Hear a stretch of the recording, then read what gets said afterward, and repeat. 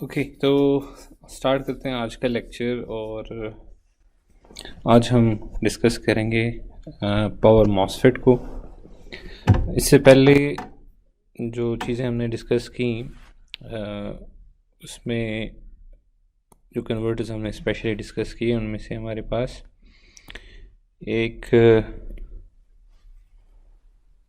Rectifiers, और rectifiers में फिर हमने डिस्कस किए अनकंट्रोल्ड या डायोड रेक्टिफायर्स और फेज कंट्रोल्ड या कंट्रोल्ड रेक्टिफायर।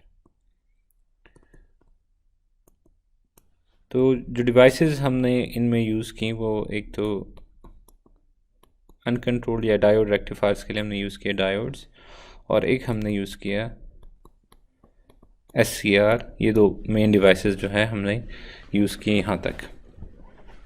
अब डायोड की करेक्टरिस्टिक ये थी कि अनकंट्रोल्ड, इसको कम्प्लीटली अनकंट्रोल्ड हम कहते हैं कि इसका जो ऑन और ऑफ है वो दोनों सर्किट के अंदर क्या चल रहा है उस पर डिपेंड करता है।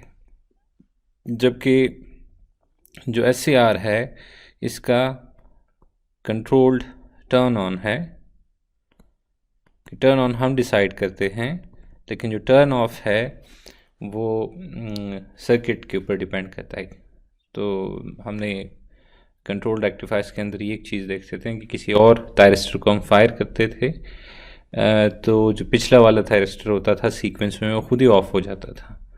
हम ये नहीं करते थे कि पहले उसको ऑफ करके फिर नेक्स्ट को ऑन करते थे, वो खुद ही ऑफ हो जाता था। तो उसका जो ऑफ है इसको हम कहते हैं कि अनकंट्रोल्ड टर्न ऑफ है। और टर्न ऑन जो है वो हम गेट सिग्नल जब अप्लाई करते हैं, पॉजिटिव वोल्टेज होता है, उसके बाद एक गेट पल्स अप्लाई करते हैं तो उसके बाद ये टर्न ऑन हो जाता है।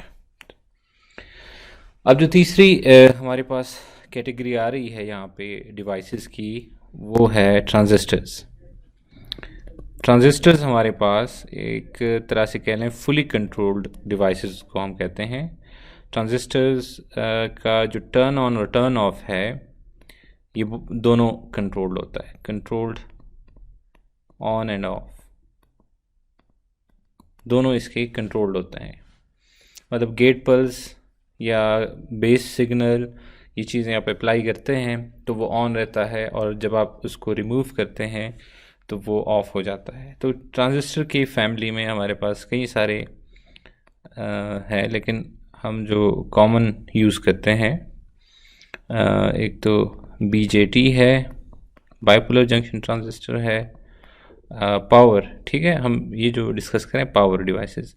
और फिर हमारे पास एक पावर मॉसफेट है, इसी तरह हमारे पास है IGBT insulated gate bipolar transistor, और इसी तरह एक GTO भी है, गेट टर्न ऑफ थायरिस्टर। तो फैमिली हमारे पास जो है इस सॉरी ये जो मैंने आखिर में बताया ये एक्चुअली उसमें से बिलोंग करता है, थायरिस्टर फैमिली से, ये ट्रांजिस्टर फैमिली से नहीं बिलोंग करता। तो IGBT जो है यहाँ तक है। तो ये हमारे पास है, इसके अलावा भी है लेकिन कंट्रोल डिवाइसेस हैं। अब पावर मॉसफेट जो है वो पर्टिकुलरली इम्पॉर्टेंट है आजकल के पॉइंट ऑफ व्यू से, कि पावर मॉसफेट जो है इसकी स्विचिंग स्पीड जो है वो ज़्यादा है, इसका फीचर है हाई स्विचिंग फ्रीक्वेंसी, ठीक है, ये इसकी एक अच्छा फीचर है। और दूसरा इसका जो ड्राइविंग सर्किट है, हम ड्राइव करते हैं इसको, इसके ऑन और ऑफ के लिए जो सर्किट यूज़ होता है उसको हम इसका ड्राइव सर्किट कहते हैं। तो वो ड्राइव सर्किट जो है इसका रिलेटिवली इजी होता है। तो इस वजह से हम पावर मॉसफेट जो है आजकल ज़्यादा यूज़ होता है उसमें, पावर कन्वर्टर्स में एज अ स्विच। तो हम इसको डिटेल में इसके पैरामीटर्स डेटा शीट में जो पैरामीटर्स हैं उनको डिस्कस करेंगे और स्टार्ट लेंगे फंडामेंटल्स से। ओके, तो पावर मॉसफेट के समझने के बाद हम जो दूसरी टोपोलॉजीज़ हैं, for example DC to AC और DC टू DC वगैरह, ये हम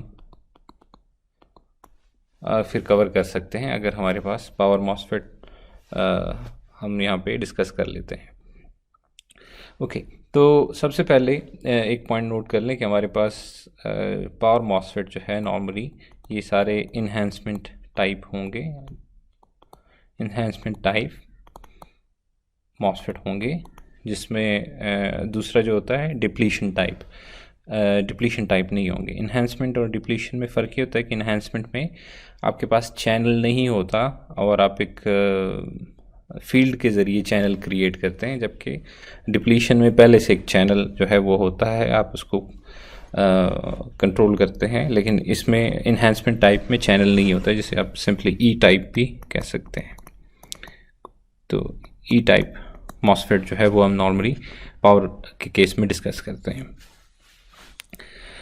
ओके, तो हमारे पास यहाँ पे एक स्ट्रक्चर बना हुआ है एक मॉसफेट का।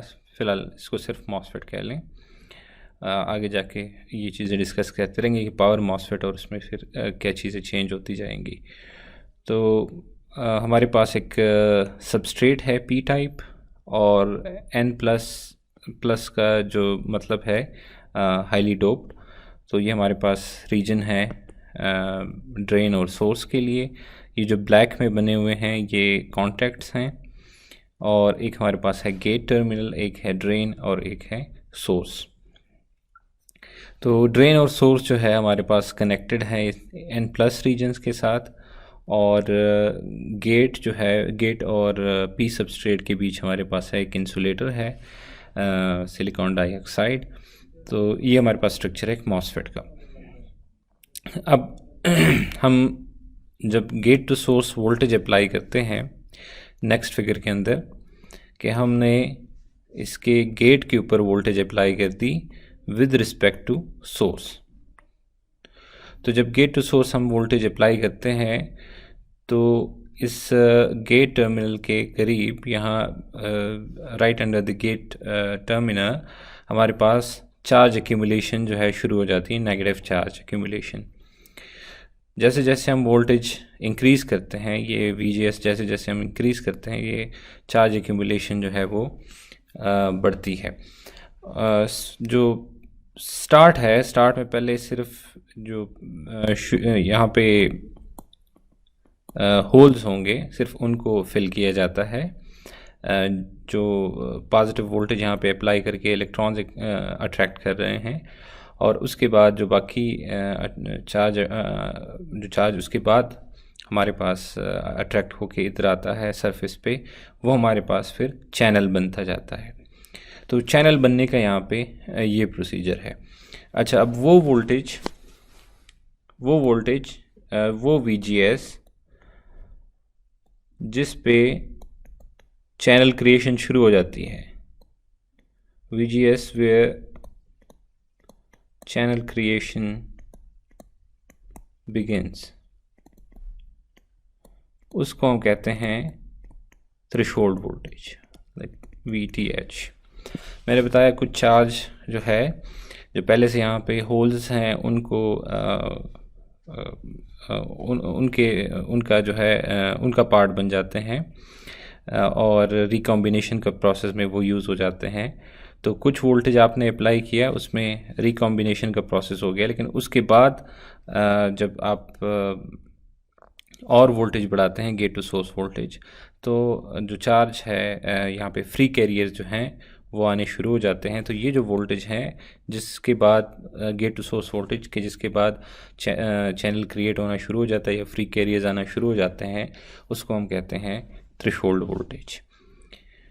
तो थ्रेशोल्ड वोल्टेज हमारे लिए इम्पॉर्टेंट होता है अगर हमें कंडक्शन मोड में लाना है। तो ये पहली वो है to bring MOSFET in conduction mode.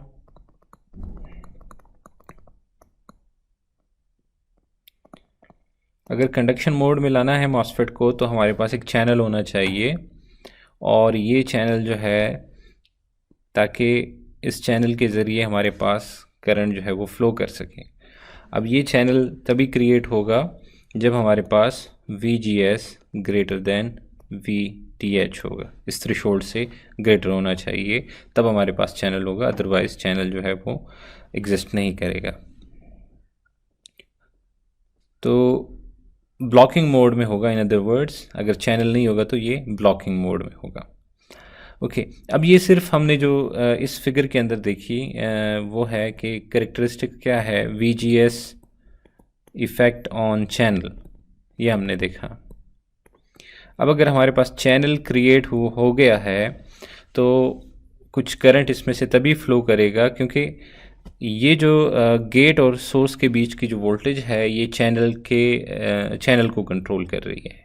Conduction होनी है या नहीं होनी, अब कितनी कंडक्शन होनी है वो ड्रेन और सोर्स टर्मिनल जो है वो कंट्रोल करता है, इसके बीच जो वोल्टेज है। तो हम एक और सोर्स यहाँ पे ऐड करने लगे हैं, ड्रेन टू सोर्स। तो जब ड्रेन टू सोर्स वोल्टेज आप अप्लाई करते हैं तो फिर आप जो है करंट का फ्लो जो है वो बन सकता है फ्रॉम ड्रेन टू सोर्स, अगर आप एक वोल्टेज अप्लाई करते हैं।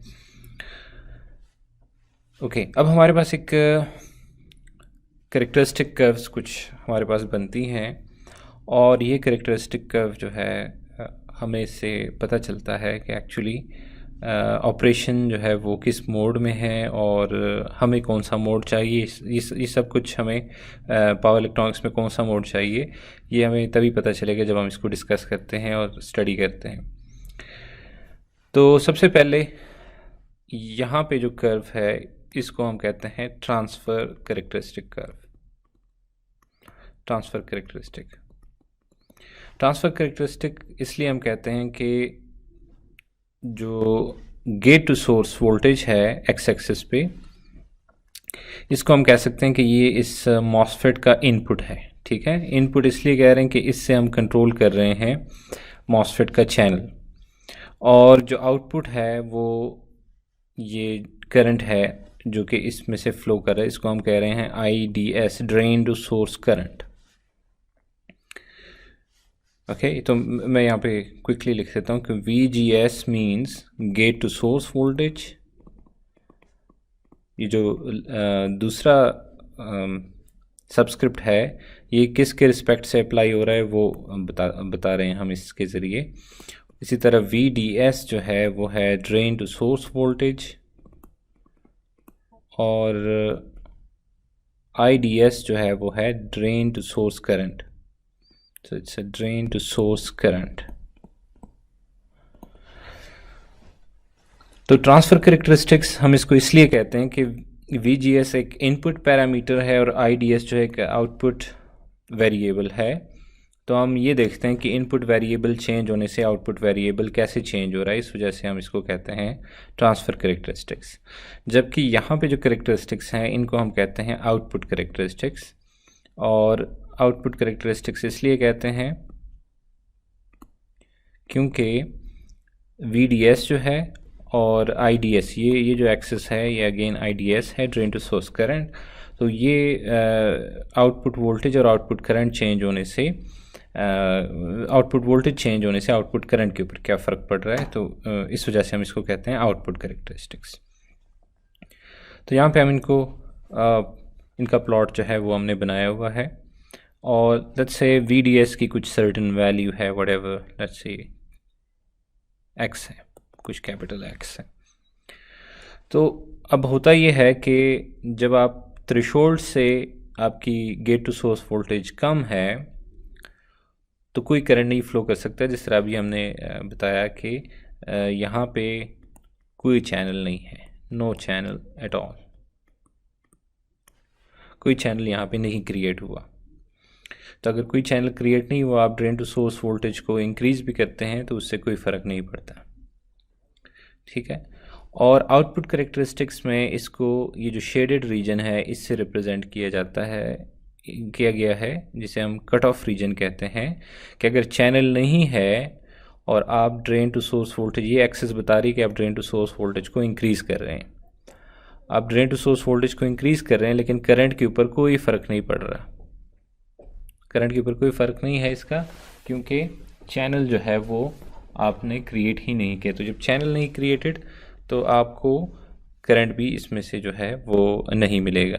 सो कट ऑफ रीजन, या इसको आप बिल्कुल ऑफ रीजन कह लें, कि अगर आपने उसको ऑफ रखना है, मॉसफेट को ऑफ रखना है, तो आप अपने VGS को थ्रेशोल्ड से नीचे रखते हैं ठीक है, इस रीजन में रखते हैं, और जिसकी वजह से चैनल नहीं होता और ड्रेन टू सोर्स वोल्टेज जो भी है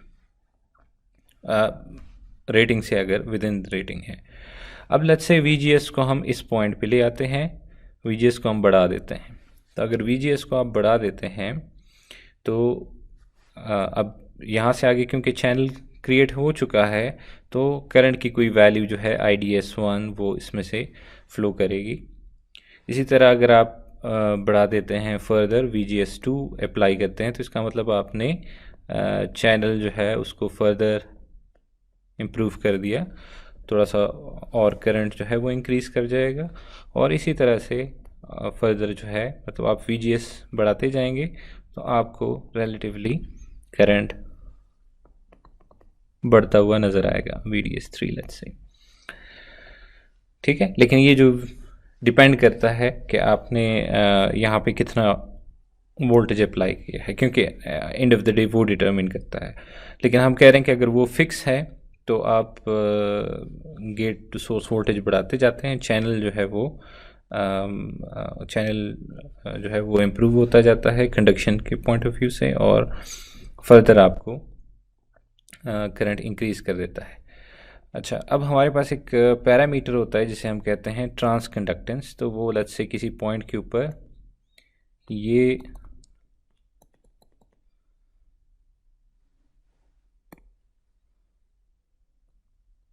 हमारे पास लेट्स से है delta IDS,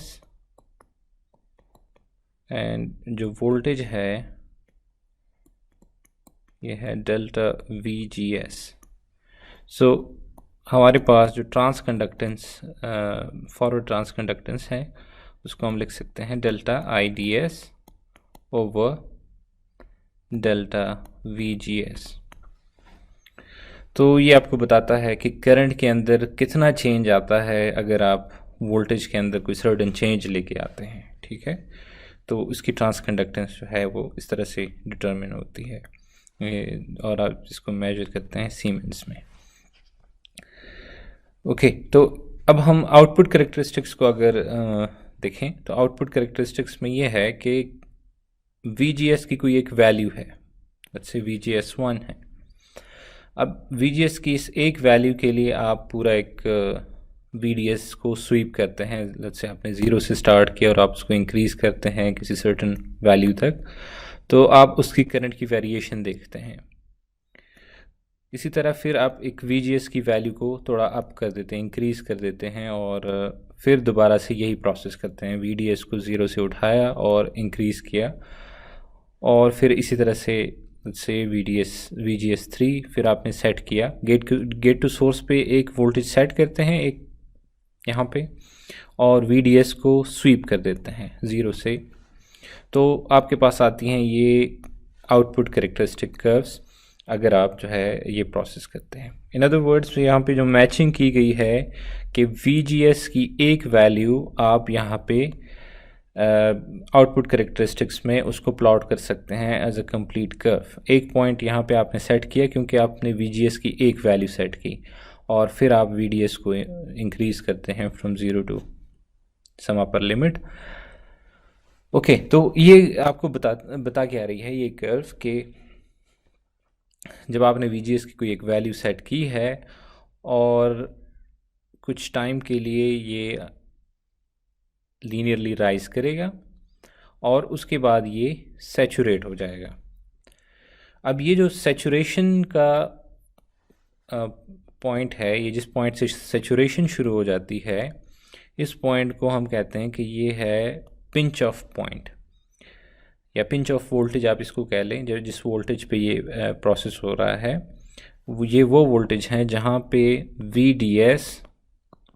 VGS minus threshold के इक्वल हो जाती है, ये वो वोल्टेज है। तो यहाँ पे एक शेप आपको जो नज़र आ रही है इस चैनल की, कि एक तरह से ट्रायंगुलर सी शेप बन गई है। इस वजह से बन गई है क्योंकि VDS अप्लाई हुई है यहाँ पे ड्रेन के ऊपर, drain to source voltage apply हुई है VDS, और गेट टू सोर्स पे जो अप्लाई हुई है वो है VGS। तो ये आपस में एक दूसरे को जब बैलेंस करती है तो इस पॉइंट पे जो चैनल है कि इस पॉइंट पे जो वोल्टेज है वो एक्चुअली ज़ीरो रह जाता है, तो इस पॉइंट पे चैनल की जो विड्थ है वो बिल्कुल ज़ीरो रह जाती है, मतलब बिल्कुल ये पिंच हो जाता है। तो इस वजह से इसको हम कहते हैं पिंच ऑफ वोल्टेज और पिंच ऑफ पॉइंट। और इसके बाद जब आप फर्दर VDS को इंक्रीज़ करते हैं तो आपको करंट के अंदर कोई सिग्निफिकेंट चेंज नज़र नहीं आता और ये उसके बाद जो है फ्लैट हो जाते हैं कुछ इस तरह से। तो हमारे पास ये जो सैचुरेशन का रीजन जहाँ से शुरू होता है, इस चीज़ को ध्यान में रखें कि जब आप BJT डिस्कस करते हैं तो उसमें BJT के केस में ये जो रीजन है इसको आप कहते हैं एक्टिव रीजन, ठीक है, लीनियर या एक्टिव रीजन। लेकिन इन केस ऑफ BJT के केस में, लेकिन यहाँ पे आप इसको सैचुरेशन रीजन कहते हैं। और ये जो रीजन है इसको आप कहते हैं ओहमिक रीजन। ओहमिक रीजन इसलिए कहते हैं कि इट्स लाइक लीनियर, कि आप वोल्टेज बढ़ाते जाते हैं तो करंट रिलेटिवली लीनियरली बढ़ रहा है। तो इस रीजन में एक रेजिस्टर की तरह जो है एक्ट कर रहा है मॉसफेट। इसको कहते हैं लीनियर रीजन, ओहमिक रीजन। तो ये हमारे पास आउटपुट कैरेक्टरिस्टिक कर्व जो है ये हमारे पास आ गई। अब एक आपको बताया कि अगर कट ऑफ जो है ये ऑफ स्टेट के लिए आइडियल है कि आप VGS को ज़ीरो रखते हैं, तो उसको ज़ीरो उसको ऑफ़ रखना है, तो चैनल को नहीं होना चाहिए, और वो तभी होगा जब आप VGS को थ्रेशोल्ड से नीचे रखेंगे, ठीक है। अब ये जो रीजन है ओहमिक रीजन, ये हमारे पास ऑन स्टेट के लिए बेहतर है। ऑन स्टेट के लिए इसलिए बेहतर है कि एक स्विच है, इसके क्रॉस वोल्टेज है लेट्स से VS और इसके थ्रू करंट है IS। अब इसमें पावर डिसिपेशन जो आएगी वो है IS टाइम्स VS। अब ये पावर डिसिपेशन तभी मिनिमम होगी कि जब कंडक्शन के टाइम पे VS जो है ये मिनिमम हो। तो वो कब मिनिमम होता है? इस रेंज के अंदर मिनिमम होता है। तो इसलिए ये रेंज जो है हमें रिक्वायर्ड है फॉर दी ऑन स्टेट, क्योंकि अगर यहाँ पे कहीं पे ऑपरेट करेंगे तो इस रीजन के अंदर पावर डिसिपेशन ज़्यादा होगी और हमारी एफिशिएंसी जो है वो कम हो जाएगी। तो हमें जब भी स्विचिंग चाहिए होगी, हमें स्विचिंग के लिए ये चीज़ रिक्वायर्ड है कि कट ऑफ रीजन और ये जो ओहमिक रीजन है, ये दो रीजन हमें चाहिए स्विचिंग पर्पस के लिए, या पावर कन्वर्टर्स में जब भी हम इसको यूज़ करेंगे तो स्विचिंग और कट ऑफ रीजन में। ओके जी, अब हमारे पास इस फिगर की तरफ आ जाते हैं कि क्योंकि हमने डिस्कस किया ये डिफरेंट लेयर्स जो है उससे बना है मॉसफेट। कुछ पी सबस्ट्रेट है, उसमें N+ रीजन है, और उसके अंदर जो है हम वोल्टेज अप्लाई करते हैं, गेट टू सोर्स वोल्टेज और drain to source voltage. Drain यहाँ पे इस टाइम इधर है, सोर्स यहाँ पे है, और गेट जो है वो यहाँ पे है। सो हम नॉर्मली गेट को G, ड्रेन को D और सोर्स को S से रिप्रेजेंट करते हैं। ओके, अब होता ये है कि जो डिफरेंट हमारे पास यहाँ पे लेयर्स हैं वो कुछ बनाते हैं हमारे पास पैरासिटिक कैपेसिटेंसेस। ये पैरासिटिक कैपेसिटेंसेस से मुराद ये है कि आपने लेयर्स बना के ये पी सबस्ट्रेट के ऊपर N+ रीजन डाल दिया और गेट जो है सिलिकॉन डाइऑक्साइड लगा के गेट लगा दिया। अब इसके अंदर ऑटोमेटिकली इन लेयर्स की वजह से कुछ कैपेसिटेंसेस बन जाती हैं जिन्हें हम कहते हैं पैरासिटिक कैपेसिटेंसेस। ठीक है, मतलब आपने ये बनाई नहीं है, लेकिन पैरासिटिक का वर्ड ये है कि आपने बनाई नहीं है, बनाना नहीं चाह रहे थे, लेकिन उसमें इंट्रोड्यूस हो गई है।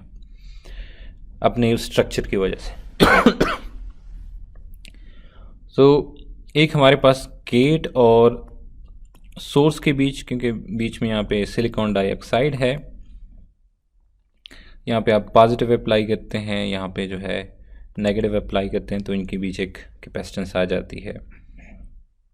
तो एक गेट टू सोर्स कैपेसिटेंस हमारे पास इसमें इंट्रोड्यूस हो जाती है। फिर इसी तरह ये N+ रीजन है और बीच में हमारे पास है एक ये एक डिप्लीशन रीजन बन जाता है हमारे पास, क्योंकि जब आप वोल्टेज अप्लाई करते हैं, VGS आप अप्लाई करते हैं, तो जो चार्ज है वो एक्यूमुलेट होना शुरू हो जाता है यहाँ पे, और इस रीजन में से वो सारे चार्ज अट्रैक्ट कर लेता है। तो इस वजह से यहाँ पे एक चैनल, एक मॉसफेट जो है वो यहाँ पे क्रिएट हो जाता है। और इसी तरह से हमारे पास है गेट टू ड्रेन कैपेसिटेंस। ठीक है, एक गेट टू ड्रेन कैपेसिटेंस है, गेट से स्टार्ट होके ड्रेन तक। ठीक है, तो ये डिफरेंट कैपेसिटेंसेस जो है वो क्रिएट हो जाते हैं जब भी हमारे पास एक जंक्शन बनता है। तो जंक्शन में या डिप्लीशन रीजन जो है वो बनता है, तो उसमें जो चार्ज स्टोर है वो एक तरह से कैपेसिटेंस का इफ़ेक्ट है। तो इस वजह से ये डिफरेंट कैपेसिटेंसेस हैं। तो 3 जो इम्पोर्टेंट है हमारे पास, जिसे हम मतलब कंबाइन करके जिसमें से हम 3 बनाते हैं, एक है हमारे पास गेट टू सोर्स कैपेसिटेंस,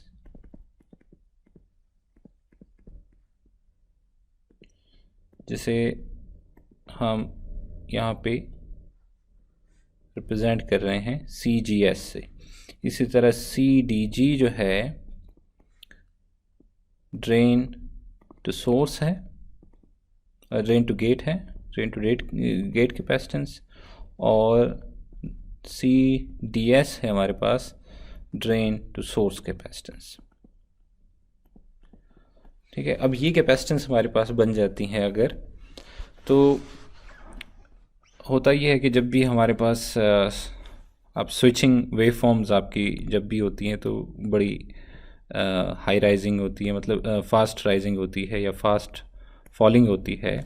तो ये जो कैपेसिटेंसेस हैं ये उसके ऊपर जो है मतलब ये रिस्पॉन्सिव होते हैं।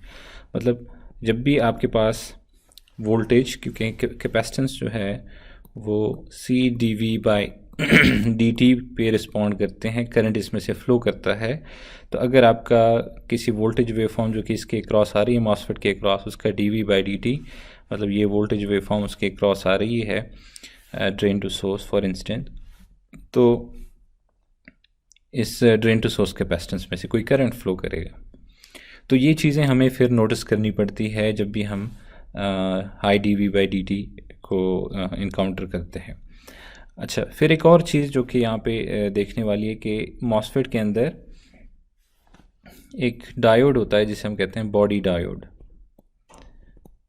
जब एक पावर मॉसफेट फैब्रिकेट होता है तो उसके अंदर एक बॉडी डायोड जो है वो क्रिएट हो जाता है अगर सोर्स को सबस्ट्रेट के साथ जो है वो कनेक्ट कर देते हैं। फॉर एग्जांपल इस पॉइंट को यहाँ पे भी सबस्ट्रेट के साथ भी कनेक्ट कर देते हैं। तो इससे होता ये है कि ये आपका P और ये आपका N, तो ये एक डायोड बन जाता है जो कि अपोजिट डायरेक्शन में पॉइंट कर रहा होता है, फ्रॉम सोर्स टू ड्रेन ये पॉइंट कर रहा होता है। तो एक मॉसफेट के अंदर एक डायोड जो है वो इस डायरेक्शन में इंट्रोड्यूस हो जाता है। तो सिंबल हमारे पास नॉर्मली जो मॉसफेट का इसलिए यूज़ करते हैं पावर कन्वर्टर्स में, वो या तो इस तरह से,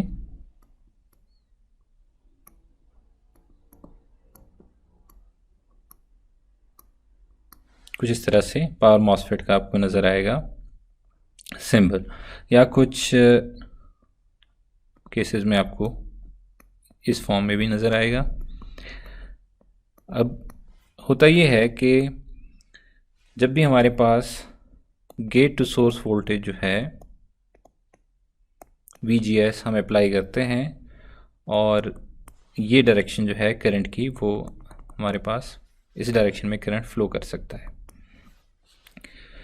लेकिन अगर वोल्टेज रिवर्स हो जाती है, सॉरी करंट अगर डायरेक्शन रिवर्स हो जाती है करंट की, तो करंट ऑटोमेटिकली इसमें से फ्लो कर सकता है। ठीक है। अब मॉसफेट के केस में ये है कि अगर VGS पॉजिटिव है तो बजाय इस डायोड के वो चैनल में से भी फ्लो कर सकता है रिवर्स डायरेक्शन में। लेकिन जब ये हम फिनोमेना डिस्कस कर रहे होते हैं कि डायोड का रोल कहाँ पे है, या स्पेशल केस ये है कि जब हमारे पास IGBT होता है, एक IGBT में, ये एक IGBT है, तो IGBT में रिवर्स करंट फ्लो करने की कैपेबिलिटी नहीं है, तो रिवर्स करंट फ्लो नहीं कर सकता। इसकी वजह से जिन केसेस में हमारे पास रिवर्स करंट आता है उसमें एक एक्सटर्नल डायोड हम लगाते हैं, ये एक्सटर्नल होता है। ठीक है। तो रिवर्स करंट नहीं फ्लो कर सकता। जब भी करंट फ्लो होना है रिवर्स करंट वो इसमें से होना है, चैनल जो है इसका नहीं फ्लो कर सकता, इसकी बॉडी में से नहीं फ्लो कर सकता।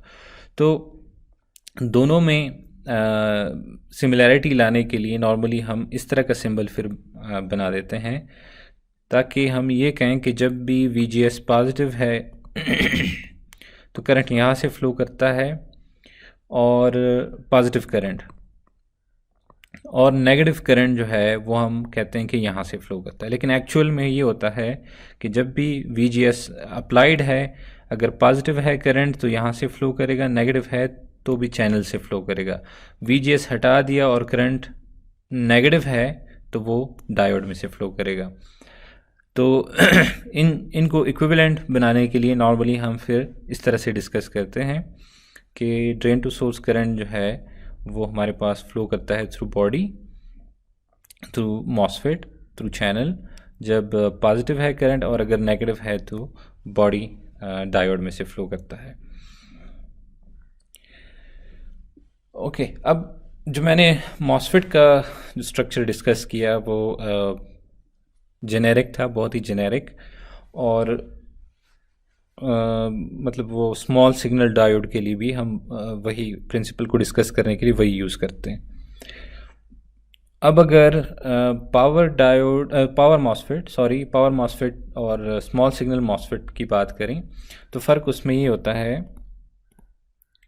स्मॉल सिग्नल और पावर मॉसफेट की बात कर रहे हैं तो इन दोनों मॉसफेट में हम कैसे क्लासिफाई करते हैं कि पावर मॉसफेट की वोल्टेज रेटिंग हाई होती है, करंट रेटिंग हाई होती है, और स्मॉल सिग्नल मॉसफेट की ये जो पैरामीटर्स हैं ये रिलेटिवली लो होते हैं, लेकिन वोल्टेज और करंट जो है वो बहुत कम होती है। तो इसलिए ये आपको मिलते हैं स्मॉल पैकेजेस में, आपको मिलते हैं, ये आपको रिलेटिवली लार्ज साइज़ में मिलते हैं, क्योंकि जब भी आपको हाई करंट हाई वोल्टेज चाहिए तो आपको जो मटेरियल है वो भी ज़्यादा चाहिए ताकि इस वोल्टेज को विथस्टैंड करने के लिए। ओके, तो अब हमारे पास स्ट्रेटजी यहाँ पे एक है कि पावर मॉसफेट और स्मॉल सिग्नल मॉसफेट में नॉर्मली क्या फ़र्क बनाया जाता है। तो यहाँ पे एक चीज़ ऑब्ज़र्व करें कि ये हमारे पास है, लेट्स से P जो रीजन है वो ये है, और ये हमारे पास सोर्स टर्मिनल एक यहाँ पे आ गया, एक सोर्स टर्मिनल यहाँ पे आ गया, जबकि दूसरा एंड जो है ये आ गया हमारे पास ड्रेन टर्मिनल। अब जब गेट को हम अप्लाई करते हैं पॉजिटिव वोल्टेज तो गेट हमारे पास एक चैनल यहाँ पे क्रिएट करता है और एक चैनल यहाँ पे क्रिएट कर देता है। तो ड्रेन से जो करंट आ रहा है वो स्प्लिट होके एक कुछ पार्ट इधर और कुछ पार्ट इसके ज़रिए फ्लो कर देता है। इसका मतलब एक चैनल के ऊपर सारा करंट फ्लो करने के बजाय हमने मल्टीपल सोर्स टर्मिनल्स बनाए हैं, और अगेन गेट का जो वो है गेट का जो इफ़ेक्ट है वो आप देख सकते हैं कि दोनों चैनल्स के ऊपर है। ठीक है, ये चैनल जो है दोनों चैनल को वो, ये वाला चैनल भी वो कंट्रोल कर रहा है और ये वाला चैनल भी वो कंट्रोल कर रहा है। तो गेट टू सोर्स वोल्टेज से ये चैनल की विड्थ कंट्रोल हो रही है और जो भी ड्रेन से करंट आ रहा है वो इन दोनों सोर्सेज में स्प्लिट हो रहा है। तो आप कई सारे सोर्स टर्मिनल बना सकते हैं जो कि एक ही गेट वो उसको कंट्रोल कर रहा है, और इस तरह से एक हाई पावर या पावर मॉसफेट जो है वो आप बना सकते हैं इस टेक्निक के ज़रिए।